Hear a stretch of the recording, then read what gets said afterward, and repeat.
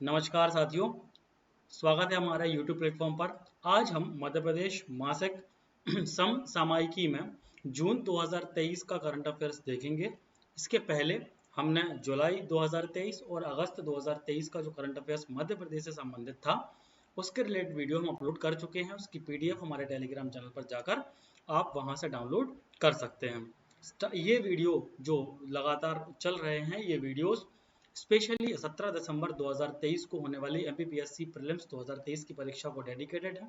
इसके अलावा भी कोई परीक्षा यदि होती है MPESB वगैरह की, तो उसमें भी ये उपयोगी साबित होंगे। स्टार्ट करते हैं आज के लेक्चर को। ये लेक्चर जून 2023 को लेकर जून 2023 के मध्य प्रदेश मासिक करंट अफेयर्स का होगा। सबसे पहला जो क्वेश्चन है वो आपकी स्क्रीन पर है। किस देश के प्रधानमंत्री हाल ही में मतलब जून माह में 2 दिवसीय इंदौर उज्जैन प्रवास पर रहे? बहुत इंपॉर्टेंट चीज है। कोई भी जब विदेशी मंत्री या विदेश किसी अन्य देश का जो प्रधानमंत्री है वो हमारे राज्य में आता है तो इम्पोर्टेंट होता है। इसका सही आंसर होने वाला है वो है आपका नेपाल। नेपाल के जो प्रधानमंत्री हैं दहल प्रचंड, जिनको कहा जाता है पुष्प कमल दहल प्रचंड, जो उनका पूरा नाम है, 2 जून को वायुयान से इंदौर आएंगे या आए थे।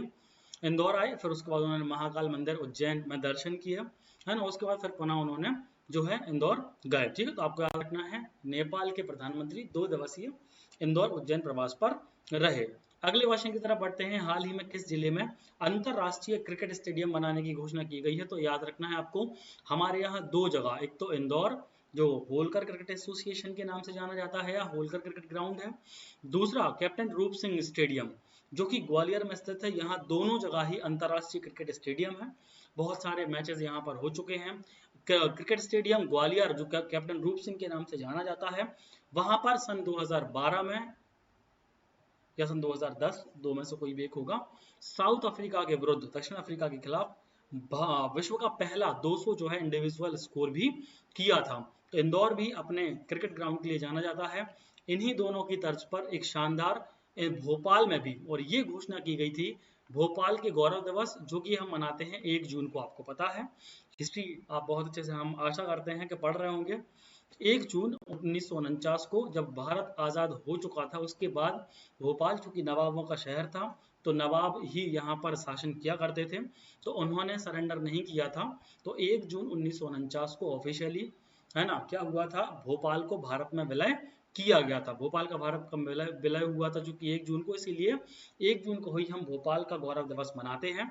तो उसी दिन माननीय शिवराज सिंह चौहान जी के द्वारा ये घोषणा की गई कि हम भोपाल में एक अंतर्राष्ट्रीय क्रिकेट स्टेडियम बनाएंगे। अगले क्वेश्चन की तरफ बढ़ते हैं। 66वें राष्ट्रीय शालेय क्रीड़ा प्रतियोगिता 7 जून से कहां पर शुरू होने वाली है? क्योंकि ये राष्ट्रीय स्तर का कोई भी प्रतियोगिता है तो इसके बारे में आपसे एग्जाम में पूछा जा सकता है। तो इसका जो सही आंसर होगा वो होगा आपका भोपाल। भोपाल में 66th, है ना, राष्ट्रीय शालेय मतलब स्कूलों की क्रीड़ा प्रतियोगिता का शुभारंभ किया गया। इसमें दिल्ली में 14, भोपाल में 4 और ग्वालियर में 2 खेल प्रतियोगिताएं आयोजित की जाएंगी। ठीक है, अगले क्वेश्चन। अच्छा, इसका डिस्क्रिप्शन जो है वो हमारी PDF में आपको मिल जाएगा। ये PDF आपको हमारे टेलीग्राम चैनल से डाउनलोड कर लेनी है और आपको अच्छी तैयारी करनी है। देश के इकलौते जियो साइंस म्यूजियम, इंपॉर्टेंट है, देश के इकलौते जियो साइंस म्यूजियम का निर्माण कहां पर किया जाएगा? इंदौर, भोपाल, ग्वालियर या फिर जबलपुर? तो याद रखना है मध्य प्रदेश में ग्वालियर में देश के इकलौते साइंस म्यूजियम का निर्माण किया जा रहा है जो कि साइंस से संबंधित होने वाला है। ग्वालियर आपको पता है बहुत ही एंशियंट, बहुत ही प्राचीन शहर माना जाता है। यहाँ पर सिंधिया घराने की राजधानी रही। उसके पहले तोमर राजवंशों ने भी यहाँ पर शासन किया। मानसिंह तोमर का आपने नाम सुना होगा जिसने ग्वालियर के किले का निर्माण करवाया था। आगे बढ़ते हैं। ईट राइट चैलेंज प्रतियोगिता, खाने से संबंधित जो प्रतियोगिताएं होती हैं, ईट राइट चैलेंज प्रतियोगिता का मैं सर्वाधिक उत्कृष्ट प्रदर्शन करने वाला मध्य प्रदेश का कौन सा जिला बना है? हम केवल मध्य प्रदेश की चर्चा कर रहे हैं, यहाँ पर सर्वश्रेष्ठ की चर्चा नहीं की है। भोपाल को 2nd रैंक हासिल हुई है। देश में सेकंड रैंक पर आया है ईट राइट चैलेंज में, हमारा भोपाल है ना। तो आपको याद रखना है मध्य प्रदेश में सर्वश्रेष्ठ प्रदर्शन करने वाला जो जिला है वो है आपका भोपाल। वहीं ग्वालियर को ईट राइट चैलेंज में 5वां स्थान प्राप्त हुआ है। केंद्रीय स्वास्थ्य और परिवार कल्याण मंत्रालय के द्वारा इसको जारी किया गया, जिसके केंद्रीय मिनिस्टर डॉक्टर मनसुख मांडविया जी हैं, ये आपको याद रखना है। ठीक है, नेक्स्ट है बहुत इंपॉर्टेंट, विशाल कोल जनजातीय सम्मेलन का आयोजन कहां पर किया गया है। तो कोल जनजाति आपको पता है रीवा सतना सीधी सिंगरौली वाला जो एरिया है, स्पेशली जो सतना और ये पन्ना के बीच वाला एरिया लगता है, आप इस तरह से मान सकते हो ये वाला जो एरिया होता है मध्य प्रदेश का, यहाँ पर आपको देखने को मिलता है। ये वाला जो एरिया होता है ना यहाँ पर, ये है ना, तो यहाँ पर आपको कोल जनजाति देखने को मिलती है। तो इसीलिए वहां पर एक विशाल कोल जनजातीय सम्मेलन का आयोजन किया गया और ये किया गया मध्य प्रदेश के रीवा जिले में। मध्य प्रदेश के रीवा जिले में जब ये सम्मेलन आयोजित किया गया तो उसी समय ये भी घोषणा की गई कि कोलगढ़ी में वहीं पर एक स्थान होगा, वहां पर भगवान बिरसा मुंडा और माता शबरी की प्रतिमा का भी अनावरण या प्रतिमा भी लगाई जाएगी। वहां पर एक बहुत विशाल कोल भवन का भी निर्माण किया जाएगा, इसका उल्लेख इसमें नहीं हो पाया है। मैं आपको बता देता हूं विशाल कोल भवन बनाए जाने की भी घोषणा इसी कोल जनजातीय सम्मेलन में की गई। आगे बढ़ते हैं, जिस तरह से विशाल कोल जनजातीय सम्मेलन रीवा जिले में किया गया, उसी तरह से विशाल किसान कल्याण महाकुंभ का आयोजन मध्य प्रदेश के राजगढ़ जिले में किया गया। इसलिए मैंने आपको एक लगातार दोनों क्वेश्चन एक साथ किए हैं ताकि आपको याद करने में ये सहूलियत हो। तो आपको याद रखना है विशाल किसान कल्याण महाकुंभ का आयोजन कहां पर किया गया था, ये किया गया था राजगढ़ में, जबकि कोल जनजाति सम्मेलन का आयोजन रीवा में किया गया था। केंद्रीय, अच्छा इंपॉर्टेंट इसलिए भी इंपॉर्टेंट है ये क्योंकि केंद्रीय रक्षा मंत्री जो हमारे सेंट्रल डिफेंस मिनिस्टर हैं माननीय श्री राजनाथ सिंह जी इसमें मुख्य अतिथि रहे थे। चूंकि उनकी उपस्थिति रही थी इसीलिए इस महाकुंभ का जो महत्व है वो और ज्यादा बढ़ जाता है। उन्हीं के द्वारा है ना, उन्हीं के आदि अतिथि में जो है वो ये महाकुंभ आयोजित किया गया था। इसके बाद राजगढ़ में एक डैम है जो लगातार चर्चा में रहता है जिसका नाम है मोहनपुरा डैम।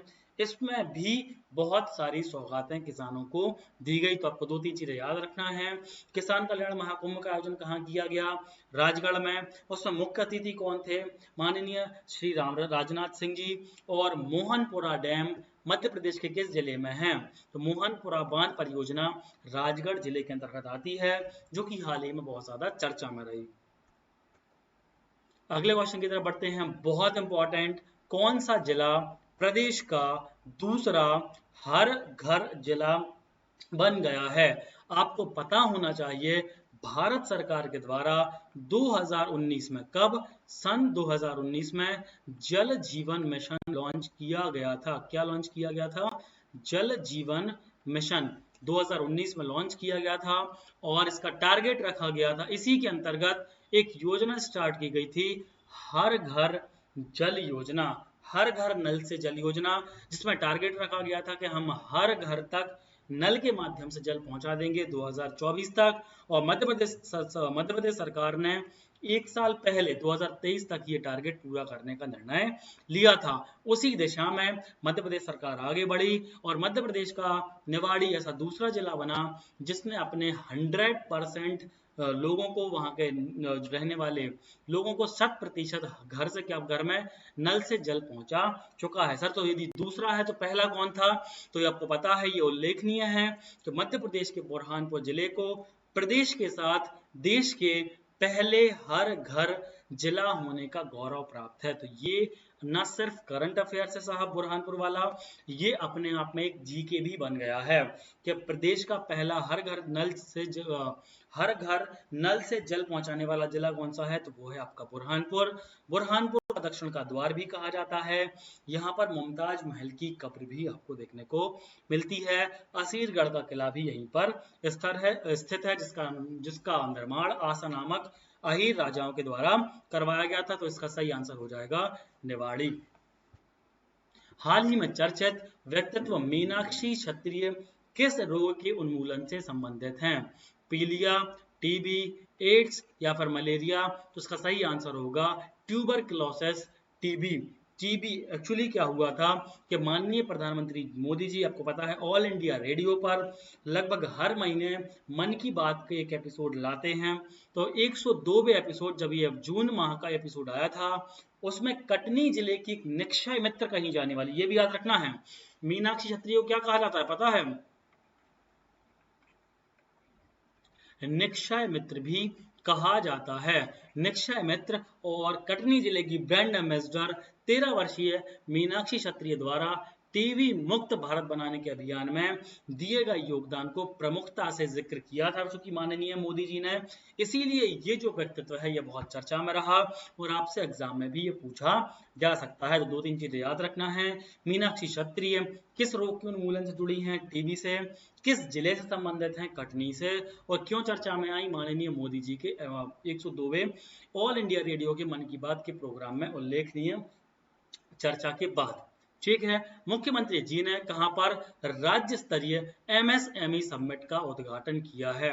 माइक्रो स्मॉल है ना मीडियम इंटरप्राइजेस, जो कि न सिर्फ मध्य प्रदेश बल्कि भारत के उद्योगों की रीढ़ कहा जाता है, उस समिट का उद्घाटन मध्य प्रदेश के भोपाल जिले में किया गया। याद रखना है आपको, 19 जून 2023 को मध्य प्रदेश के मुख्यमंत्री शिवराज सिंह चौहान जी के द्वारा भोपाल में केवल 1 दिवसीय राज्य स्तरीय एमएसएमई समिट का शुभारंभ किया गया, जिसमें एमएसएमई को बढ़ावा देने के लिए विभिन्न प्रकार की जो है वो योजनाएं और सिंगल विंडो पर जो है बात हुई।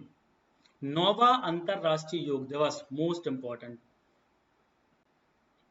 अंतरराष्ट्रीय योग दिवस सभी को पता है, भारत के द्वारा सबसे पहले इसकी पहल की गई थी, जिसके बाद अंतरराष्ट्रीय योग दिवस मनाए जाने की घोषणा की गई थी। तो ये 9वां अंतरराष्ट्रीय दिवस मनाया गया, जिसका राष्ट्रीय स्तर का, आपको पता होगा ये कार्यक्रम कहीं ना कहीं एक विशेष तौर पर होते हैं। तो इस बार का जो राष्ट्रीय स्तर का कार्यक्रम है ये आयोजित किया गया था मध्य प्रदेश के जबलपुर जिले में, और इसमें चूंकि भारत के उपराष्ट्रपति जगदीप धनखड़ जी ने भी पार्टिसिपेट किया था, इसीलिए ये बहुत विशेष महत्व रखता है। ये भी आपसे पूछा जा सकता है कि बताओ जून माह में भारत के उपराष्ट्रपति श्री जगदीप धनखड़ किस जिले की यात्रा पर रहे? तो आपको याद रखना है, जगदीप धनखड़ जी जो हैं ये 2 दिवसीय यात्रा पर मध्य प्रदेश आए थे और उन्होंने जबलपुर को विजिट किया था। उसी समय अंतरराष्ट्रीय योग दिवस का कार्यक्रम जबलपुर में रखा गया था, जिसकी थीम वसुधैव कुटुंबकम के लिए योग रखी गई थी। ठीक है, याद रखना है। अभी G20 की हम अध्यक्षता कर रहे हैं, उसका जो मोरल वाक्य है वो यही है, वसुधैव कुटुंबकम। ठीक है, आगे बढ़ते हैं। किस योजना में उल्लेखनीय कार्य हेतु मध्य प्रदेश को सम्मानित किया गया है? पीएम स्वनिधि, किसान सम्मान निधि, संबल योजना या फिर किसान कल्याण योजना। आपको पता है ये चारों योजनाएं मध्य प्रदेश सरकार और भारत सरकार की एक महत्वाकांक्षी योजनाएं हैं। मध्य प्रदेश सरकार को पीएम स्वनिधि योजना, स्ट्रीट वेंडर आत्मनिर्भर निधि योजना के अंतर्गत उल्लेखनीय कार्य करने हेतु भारत सरकार के द्वारा पुरस्कृत किया गया है। याद रखना है, इस योजना का शुभारंभ जो हमारे रेहड़ी पटरी वाले भाई लोग होते हैं, कोविड-19 में चूंकि उनकी जमा पूंजी खत्म हो गई थी, तो उनको बढ़ावा देने के लिए 1 जून 2020 को स्टार्ट की गई थी पीएम स्वनिधि योजना, जिसके क्रियान्वयन में मध्य प्रदेश टॉप पर बना हुआ है। ठीक है,